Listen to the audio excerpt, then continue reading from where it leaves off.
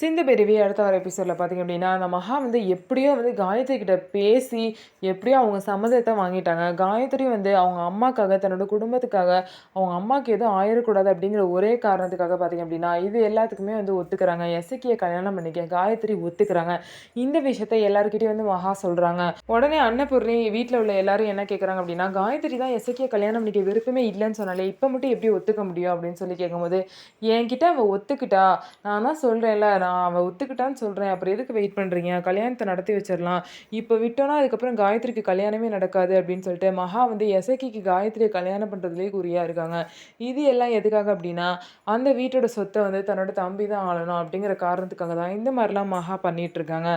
அதே மாரி எல்லாரும் பார்த்தீங்கன்னா, ஆறுமுகம், பைரவி, சிந்து எல்லாம் காயத்ரிக்கு பொறுமையா நம்ம அவள்ட்ட கேட்போம். மனசுல என்ன இருக்குன்னு தெரிஞ்சுக்கலாம். அவசரப்பட்டு எந்த முடிவும் எடுக்க வேணாம்னு சொல்றாங்க.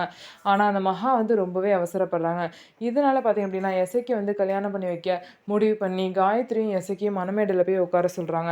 அவங்க 2 பேருக்கும் கல்யாணம் ஆயிருமா? இல்ல அதுக்குள்ள செழியன் வந்து கல்யாணத்த நிறுத்தி காயத்ரி கழுத்துல தாலி கட்ட போறாரா? அப்படிங்கிறதெல்லாம் நம்ம வெயிட் பண்ணி பார்க்கலாம். ஸோ நம்ம வீடியோ உங்களுக்கு பிடிச்சிருந்தா நம்ம வீடியோவ லைக் பண்ணிக்கோங்க. மறக்காம நம்மளோட சேனல சப்ஸ்கிரைப் பண்ணிட்டு பாருங்க.